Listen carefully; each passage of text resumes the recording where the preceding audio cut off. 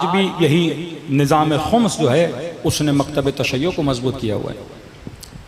पाकिस्तान में निज़ाम खुम्स दूसरे शिया ममालिक से सबसे ज़्यादा कमज़ोर है। हमारा बड़े से बड़ा सूबा कौन सा है? पंजाब। ज़्यादा से ज़्यादा शिया कहाँ हैं? पंजाब में। ज़्यादा से ज़्यादा बिगाड़ कहाँ है? पंजाब में। हमारे एक दोस्त कहते थे, मौलाना वो सियासी मसला हो, वो अखलाकी मसला हो, वो जो भी मसला हो, सारे मसले कहाँ से हैं? पंजाब से हैं। तो अगर पंजाब की तरबियत हो जाए तो पूरे पाकिस्तान की तरबियत हो जाए। अक्सरियत सुधर जाती है तो अक़लियत भी क्या हो जाती है? सुधर जाती है। एक सर्वे किया गया कि तकरीबन 75% पाकिस्तान का शिया खुम्स नहीं देता। क्यों? क्योंकि तकलीद से दूर है। जब निज़ाम खुम्स आपके यहाँ नहीं होगा तो शिया दिन ब दिन गरीब होता रहेगा। आप बस्तियों में चले जाइए, इमाम बारगाहों में, मस्जिदों में 10,000 से ज़्यादा किसी मौलवी की तनख्वाह नहीं है।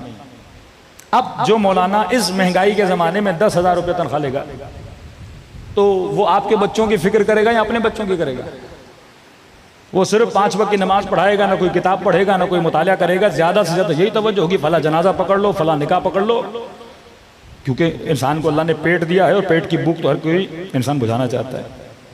सबसे ज़्यादा जो पैसा हमारे यहाँ खर्च होता है वो मजालिस पे खर्च होता है। और अफसोस से बाज़ लोगों ने जिक्र इमाम हुसैन को कमर्शियल बना दिया। जिक्र करना फजीलत है, अभी अब्दुल्लाह हुसैन का जिक्र इबादत है। लेकिन ऐसा हुआ कि मिंबर पर बिल्कुल नौजवान लड़के आ गए, मदरसे से नहीं पढ़े, किसी जगह से इल्म हासिल नहीं किया, और लिहाजा इनकी तरबियती नफ्स की वो तरबियत भी नहीं है।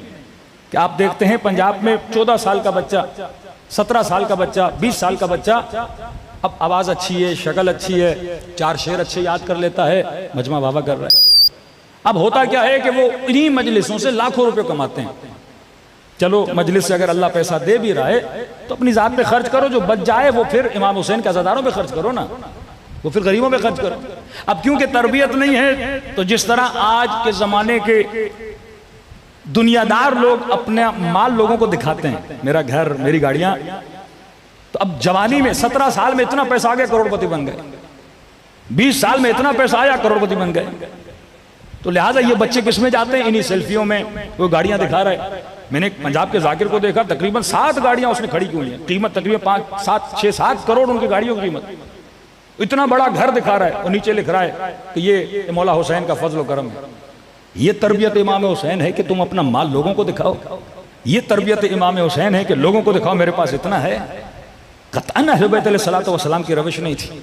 अहले बैत की रविश ये है कि अल्लाह ने दिया है, जो ज़रूरतें हैं ज़रूरतों को पूरा करो, जो बच जाए वो हमारे गरीब शियों पे क्या करो? खर्च करो। एक तो मिंबर के लिए ना कोई कैद है ना कोई बंद है, जिसके मन में आया वो मिंबर पर बैठ गया। और एज भी कम, उस एज में इंसान की तरबियत भी नहीं होती और लिहाजा इस माल को वो गलत रास्ते में और रियाकारी में इस्तेमाल करता है।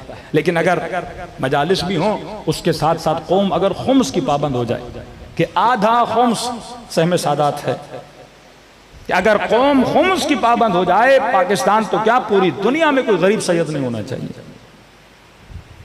और आधा जो खुम्स का हिस्सा है वो मसाजिद पे लगता है, मदारिस पे लगता है, दीनी तालीमात पे लगता है। मतलब आधा हिस्सा सादात की गुर्बत मिटाएगा कि उससे एहतराम सादात, करामत सादात, कि कोई सैयद गरीब न हो।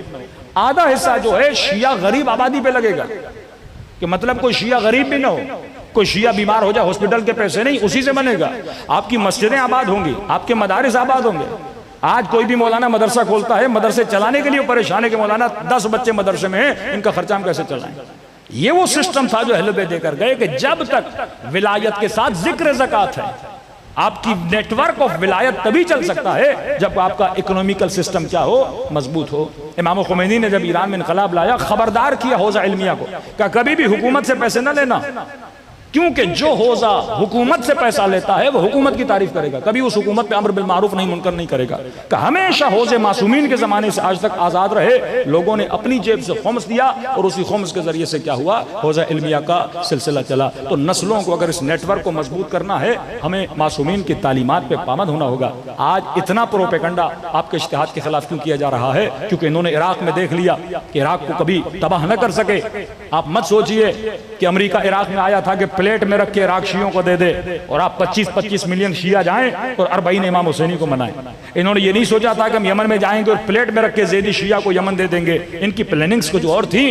तभी इमाम ज़माना की वो दुआ है कि खुदा दुश्मन को दुश्मन से लड़ा दे। जो दुश्मन प्लानिंग करता है वो और है, जो खुदा प्लान करता है वो और है। सल्लल्लाहु अलैहि मोहम्मद व आले मोहम्मद।